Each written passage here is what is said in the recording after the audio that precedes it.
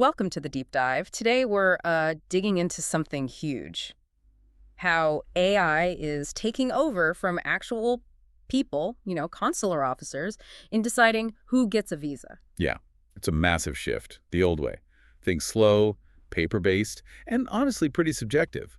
An officer had to guess your intent from a quick chat and some documents. Super inconsistent, right? And prone to bias. Exactly. Slow, inconsistent, biased. That was the baseline. Okay, so let's unpack this. Now, the moment you hit apply, you're not really talking to a human first. And AI is already busy building a risk profile on you. Instantly, it's crunching data in real time.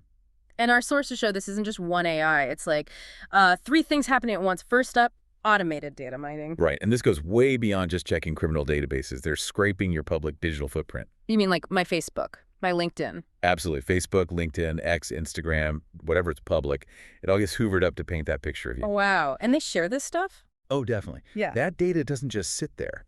Think about intelligence sharing agreements like the Five Eyes network. US, UK, Canada, Australia, New Zealand. Precisely. So data scraped by one country. Suddenly it's available to border agencies in 4 others.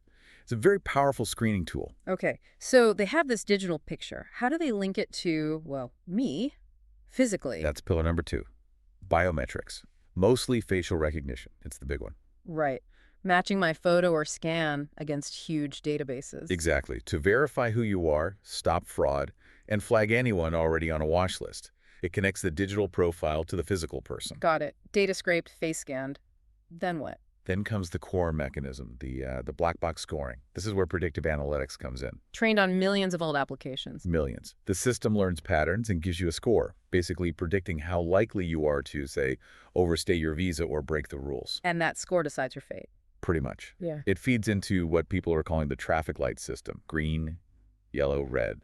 Okay, break that down. Green is? Green means low risk. Your application likely gets fast-tracked, maybe even approved automatically. Yeah. Quick and easy. Yellow. Medium risk. This flags it for a human officer to review, but they're often guided by the AI's concerns. And red. I'm guessing that's bad news. Red's high risk. Intense scrutiny or increasingly just an automatic no. Canada, for instance, openly uses these advanced analytics for this kind of sorting. Okay, so it's clear how it works, but why the big rush to switch? What's the upside for governments? Well, the main arguments are efficiency and security. Makes sense. Speed things up, clear backlogs. Exactly. Simple cases can be processed in seconds, theoretically much shorter wait times. And then there's security. AI can spot patterns a human might miss. Like what kind of patterns? Like maybe 20 applications that look totally unrelated, Yeah. but they all use the same visa fixer service to fill out the forms. That screams organized fraud network. A human reviewer might never connect those dots. Okay, efficiency, security sounds good on paper, but there are huge ethical questions here, right? Starting with bias. Absolutely. This is the core problem. Algorithmic bias. It's the old garbage in, garbage out issue. Meaning, if the old data was biased? The AI learns that bias. If historical data shows, maybe because of old policies or even human prejudice, that people from country X were denied more often, the AI sees that pattern. And it just keeps doing it. It codifies it. It can even amplify it. So groups historically denied face even higher denial rates now, purely based on the algorithm's training data, not their individual situation. Which leads right into the black box problem. You get denied, but you have no idea why. None. Was it something on your social media, a weird statistical correlation, a simple data entry error somewhere? The algorithms are proprietary, secret? So no transparency. Zero. And often, there's no real way to appeal. How do you argue against a decision when you don't know the reason? It raises massive due process flags. You're basically trading legal oversight for speed. And what about just human understanding? Context. Yeah, that's the other big one.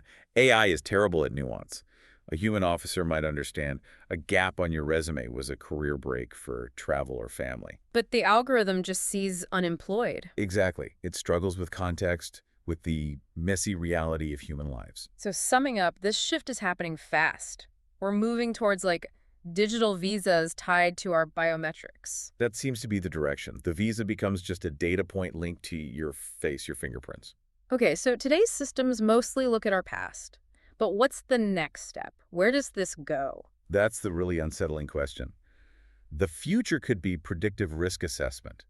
Not just analyzing what you did, but predicting what you might do. Predicting if I will overstay or even commit a crime. That's the ethically murky territory we're heading towards. Yeah. This idea of predictive pre-crime risk. Definitely something to think about next time you're planning a trip abroad.